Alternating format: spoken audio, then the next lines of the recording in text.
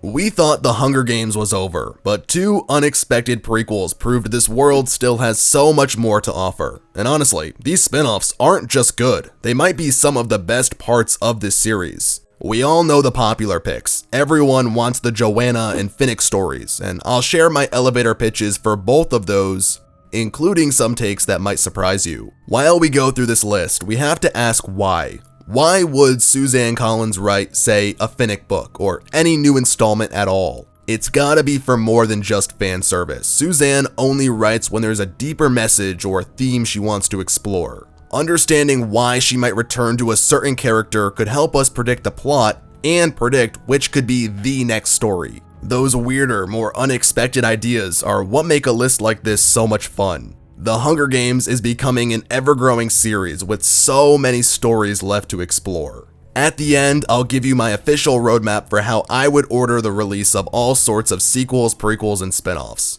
Thank you all for the love and support the channel has received over the past few weeks. I honestly didn't expect this kind of growth. I'm just here talking about the series I love. I'm on a mission to gather as many Hunger Games fans as possible, and we're getting pretty close to 10,000, so if you haven't joined us yet, consider subscribing. Big shock, the Finnick origin is on this list, so let's just start right off with that one. Finnick is my favorite character in the series. He comes from the beautiful coastlines of District 4. If we're going to explore a district that's not District 12, District 4 is one of the top 3 on my list. Finnick specifically, he's the youngest ever victor, winning at 14 years old. Again, he comes from District 4, which is a career district, so we'd get a different ideology of what it means to enter the arena, this time through someone who has been preparing for it. And even though he's a career and one of the favored tributes, the stakes are still there because the odds are against him being so young. I love Finnick, and I think he'd be great for a book because of his 2 personalities. The one that is cocky and arrogant, maybe a little bit selfish. But that's all just a defense mechanism after he was exploited by the Capitol for his good looks. He acts a certain way in public appearances to keep his true self, his true feelings safe, such as clinging on to whatever innocence he has left, and most important to his character, the love he has for his girlfriend, Annie. I know we've been getting a lot of love stories lately, but that romance is what I think would be best explored in a Finnick origin. Returning characters, we definitely get Mags, who was his mentor and became like a mother figure for him in the Capitol. Whoever they cast for Mags in the Sunrise movie could reprise their role, assuming they plan to turn this one into a movie as well. So yes, I would love to see Finnick during the 65th Hunger Games. The arenas are a part of why I love this series. I shamelessly love seeing the tributes, the mutts, the arenas, the game maker twists. But I think there's a better route to go. But that's boring, I want to see him in the arena. I hear you loud and clear. The only thing better than 1 Hunger Games is 2 Hunger Games. Here's my mildly long elevator pitch for the Finnick book I'm calling Real or Not Real. Instead of taking place during the 65th Hunger Games, it would actually take place with him as a mentor in the 74th Games, or Katniss's Games. That's not for no reason. I'll get to why the 74th Games in a moment, which, side note, in the books, when Katniss drops the Tracker Jacker nest on the Careers, she kills Glimmer, but she also kills the girl from District 4. So Katniss is responsible for the death of one of Finnick's tributes. The reason I would have it take place here is because I want the story to focus on Finnick's trauma. The trauma of forcefully being sold as a prostitute, the trauma of being a victor, and most important, his love with Annie and the struggles they go through. There's a really beautiful dynamic there, definitely one that's strong enough to have its own story. At the time of the 74th Games, both Finnick and Annie would have already been in the arena and would have won. With District 4 being Careers, I would show off both Finnick and Annie's games through flashbacks. That way we get details from both the 65th and Annie's 70th Hunger Games. Again, being Careers, Finnick could show his tributes a recording of his games and show them what he did and give them some valuable insight. As for Annie, Annie is traumatized and had one of the more boring Hunger Games, so hers doesn't need its own story, but would do just fine giving us details through talking about it. Finnick playing the game with her real or not real. Originally, Finnick and Annie play that game to help Annie heal and come back to reality. Later, Katniss and Peeta do the same thing to bring Peeta back to reality. And I feel like the Finnick story isn't complete without that, but we wouldn't get that if it strictly took place during the 65th games. Another valuable part of Finnick's character, during this time frame of the 74th games, we get Finnick already deep in his phase of keeping secrets. For those who don't know, when Finnick was forced to accompany other people, he didn't take money, he just wanted to know secrets. This led him to learn a lot about President Snow and Panem, which is what he's blabbering about in Mockingjay. Finnick is one of the most tragic characters in this story, so is it a Finnick story without his trauma? I would rather see this than another first person of what I would call a pretty usual Hunger Games. He didn't defy the Capitol or piss him off, it was really just him being a charming 14-year-old who captured people in nets and speared them with his trident. I find the tributes who survived the games so much more interesting and fun to read. My favorite version of Katniss is the version of her who just returned home from the games, is struggling with PTSD, but also has a new appreciation of life and is trying to reconnect with her mother, but she herself is very unstable, considering running away and passive thoughts of suicide. Same goes for Haymitch at the end of Sunrise. That is some of the most emotional, but most gripping writing, so don't underestimate setting this after Annie's games, which really gives us the Finnick we know. I'll leave you on this one. Why take place during the 74th game specifically? Because of love.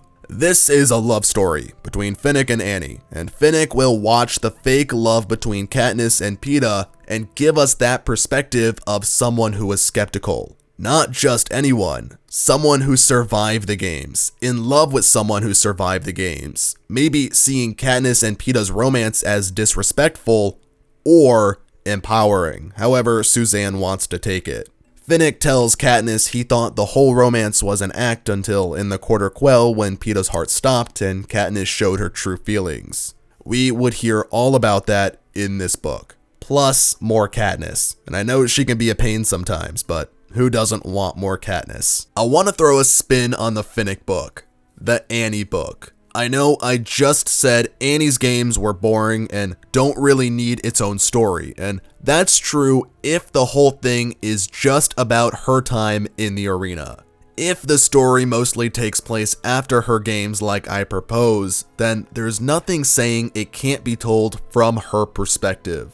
We'd still get plenty of insight into Finnick through how Annie thinks and talks about him. About how strong he is, how he overcame so much, how he became someone she looks up to. We'd see how good he is to her through her eyes, and that matters because she's the one person who needs him. That would give his death so much more weight. It could symbolize that Annie is strong enough to stand on her own, that she'll keep her head up because that's what Finnick wanted. Finnick's my favorite character, I would love his book, but maybe it's better if we don't see everything from his point of view.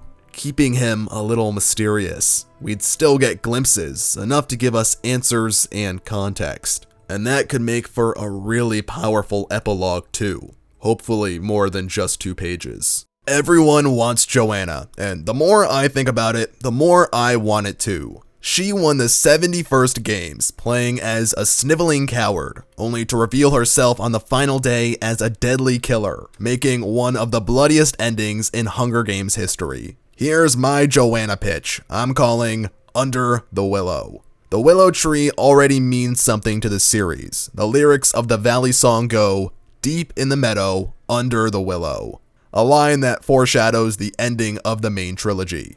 This is Suzanne's chance to expand what the willow symbolizes in this world. Does it mean growth, transformation? If we're talking transformation, then Johanna is the perfect match. And a willow is a tree, and Johanna comes from the lumber district. But the name could also carry a deeper, darker meaning. As we've come to learn from this world, could it be a hanging tree under the willow? Could Johanna consider suicide because of everything the Capitol put her through? She endured brutal mental torture after refusing to be sold to capital citizens as Finnick was. Her family was murdered by President Snow.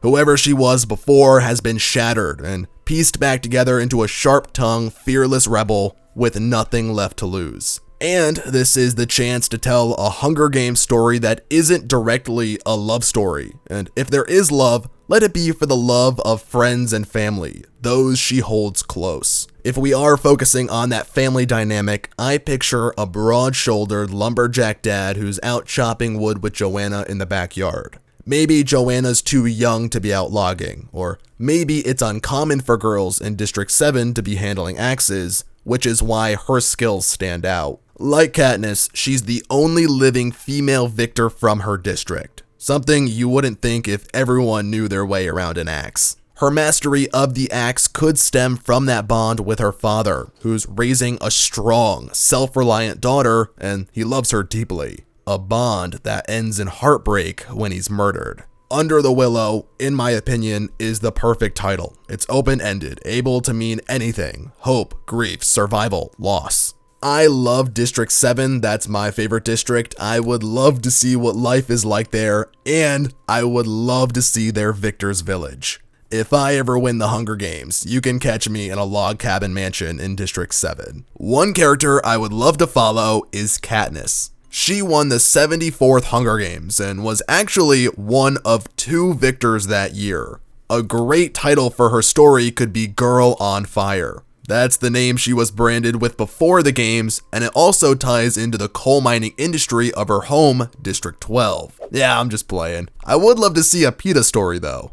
This might be the least likely though, because I struggle to figure out what it would really be about, aside from just giving us a different point of view on the events we already know. Still, Peeta's a great character, and since Katniss holds him at an emotional distance for about half the series, there's definitely room for some new material, stuff that adds more context to the original story. For example, if it took place during the 74th Games, Peeta might actually know more about the other tributes, their names and personalities, especially since he spent time with the Careers. That could give us a fresh angle. But I'm not sure just rehashing the 74th Games without a strong message or emotional arc would make for the most compelling book. The same sort of thing I was saying with Finnick's story being told through Annie's perspective. Maybe Peeta works best as a character who challenges the main character, rather than someone who takes the spotlight himself. That's kind of where I land. I just haven't figured out the right story to tell with him, and Suzanne only writes when she has something meaningful to say, whether it's thematic or world building. That said, I don't think a Peeta book would be a drag at all, even if all it did was give us more context on the original story and a different view of Katniss. I personally would love that. But I do think there are more meaningful stories that should be priority. And then there's the challenge of adapting it, because it's hard to say Josh would come back to play a young Peeta, because I don't really want them to remake the movies. I've said it before and I'll say it again. I think The Hunger Games would work really well as an animated series. If we had more context from someone like Peeta, new details that are given to us directly by Suzanne, that could really deepen an adaptation like an animated series. Or maybe instead of a full novel, just give us a novella or short story. That could be a great way to hold us over if another full-length book is still years away. If we are going to get a novella or shorter story, I think a great one to follow would be Bonnie and Twill. They only appear in the Catching Fire book, but their role is actually pretty significant. They escaped from District 8 and are passing through District 12 with this hope that District 13 might still be standing. They run into Katniss in the woods, and that's what's really important because it's the first time Katniss sees her Mockingjay as a symbol people are rallying behind. And it's also the first time she starts to question if District 13 might still exist. That scene was not included in the Catching Fire movie, and part of that reason is because director Francis Lawrence wanted to hold off on mentioning District 13 until the very end. He did work it into the earlier scene between Katniss and Snow, using it as a subtle hint. Any mention of District 13 in this scene is not present in the books.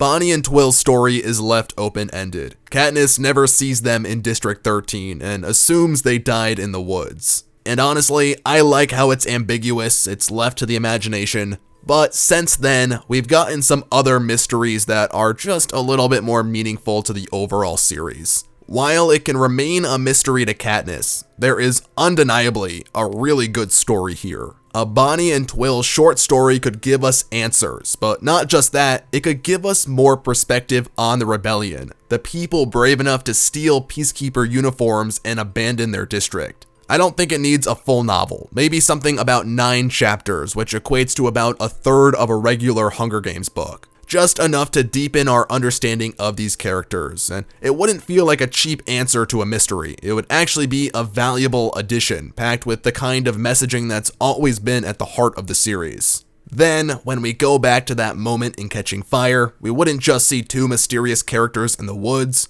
we'd see Bonnie and Twill, 2 rebels who happened to cross paths with Katniss at just the right moment. The next one is my wildcard idea, and honestly, I'd give my left kidney to see this happen. That said, I fully acknowledge it might not align with Suzanne's vision for the Hunger Games series as of right now. I've always been a huge fan of those hardcover tabletop style books. Those beautifully illustrated guides packed with lore, character bios, and world-building details. If you can't tell, I love including book-accurate images in my videos because that kind of depth and visual storytelling just fascinates me. Another series I love, A Song of Ice and Fire, has done this incredibly well. Their companion books, like The World of Ice and Fire, are gorgeous, immersive, and endlessly rereadable. I understand that A Game of Thrones and The Hunger Games are fundamentally different series. One is packed with hundreds of characters and shifting perspectives. The other is tightly focused with, so far, 3 unreliable first-person narrators. Dropping a massive lore book seems to go against that approach. However, there's a creative way to make it work without undermining Suzanne's careful storytelling. Here's how. First, release this lore book after we've gotten a few more novels, stories like Finnick, Johanna, and some others.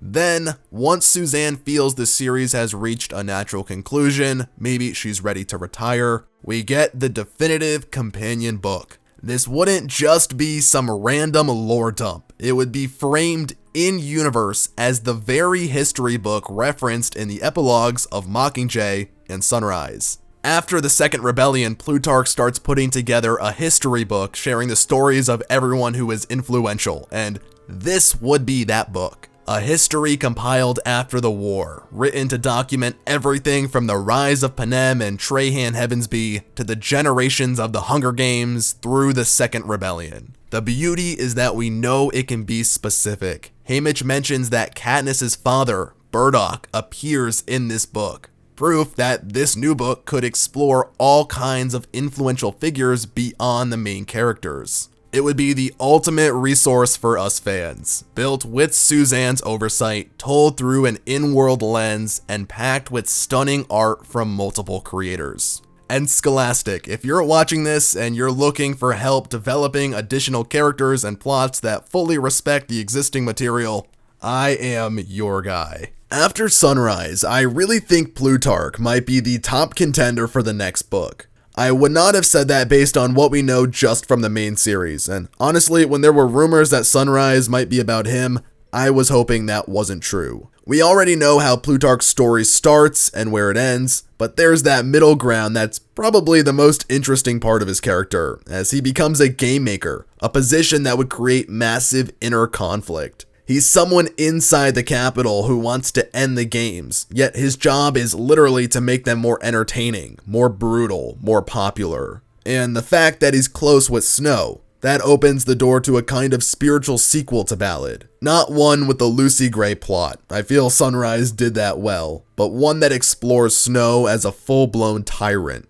Because Snow trusts Plutarch, he lets down his guard around him. We could see what makes Snow tick without the story being about him. But of course, I wouldn't want that to overshadow Plutarch. This story has to be his. I want this even more now that Jesse Plemons has been cast as the young Plutarch in the Sunrise movie. He's one of my favorite actors, and this role feels perfect for him. It almost feels like they cast him this well on purpose, like they're preparing for a Plutarch story. Jesse Plemons has that sort of evil charm. You never quite know if he's being sincere or sarcastic. That fits perfect with how Haymitch initially struggles to figure him out before realizing Plutarch is actually on his side. At the same time, Jesse has that cold, detached tone that could make him look like the villain. Exactly how Philip Seymour Hoffman played Plutarch in Catching Fire. Between those two actors, this character could become one of the most layered in the entire series, especially if he gets his own story. And a Plutarch story is the perfect opportunity to dig into one of the deeper themes of the morality of the Hunger Games: desensitization. Effie, the capital citizens, all of these people who celebrate the games without grasping its true horror.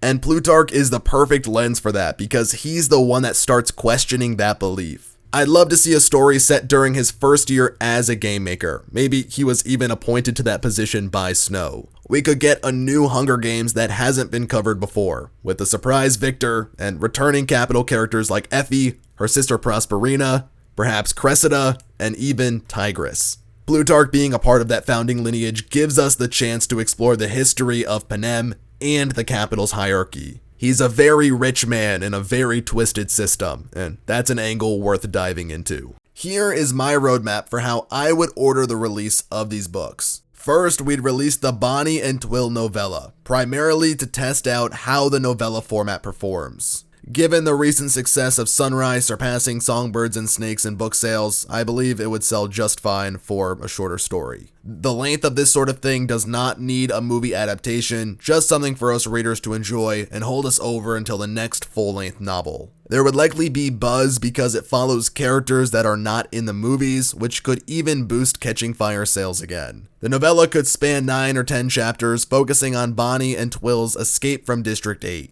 They'd cross paths with Katniss around chapter 4 or 5. By the end, I would kill Twill off and Bonnie would be left on her own.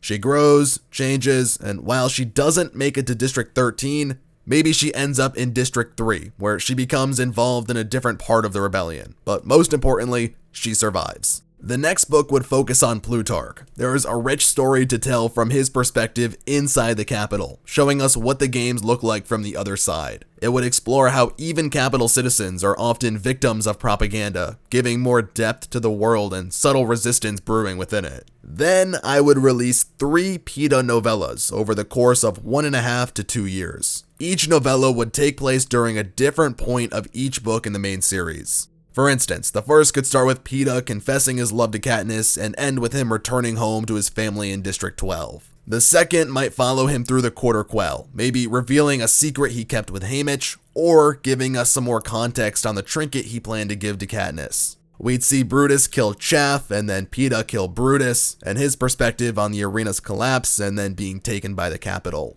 The third could focus on his time in the Capitol, showing us how he saw Katniss as the enemy in his hijacked state. We can explore how his perception of her eventually helped bring him back to the true memories. These are just rough ideas and not meant to be taken too seriously. From Suzanne's perspective, it would be a side project to work on in between writing those main novels. The next main book would be the first part of a Finnick duology, essentially one story but split in half. The first part would be told from Finnick's point of view, the second from Annie's. Book 1 would follow Finnick during the 65th Hunger Games, showing how he won and how his life of innocence changed afterwards. He was forced into prostitution, he began keeping secrets, all while building a quiet hatred toward the capital's oppression, something that made him a likely candidate for an eventual rebellion. The book would end by him regaining a little bit of his youth by falling in love with Annie.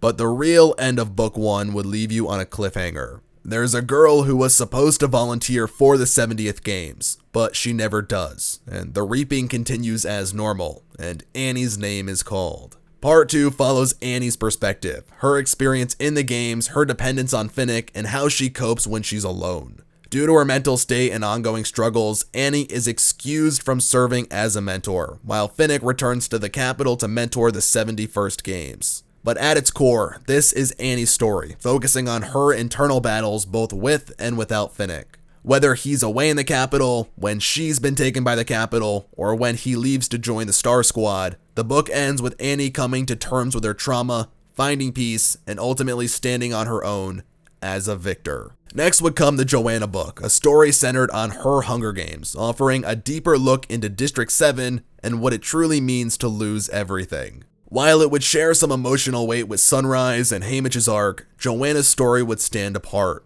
This would be the tale of the girl who said no to the Capitol. Toward the end of the book, Johanna is brought back to the Capitol to serve as a mentor in the 72nd Hunger Games, where she meets Finnick for the first time. And I know all of this is a lot. If we could even get a fraction of it, I'd be beyond happy. But my final wish would be for a lore book, a beautifully crafted compilation of all the history, character details, and world building, complete with full color, high resolution images. The ultimate conclusion to the Hunger Games. Thank you all for tuning in to today's games. If you made it this far and enjoyed, consider subscribing. I'll catch you in the next one.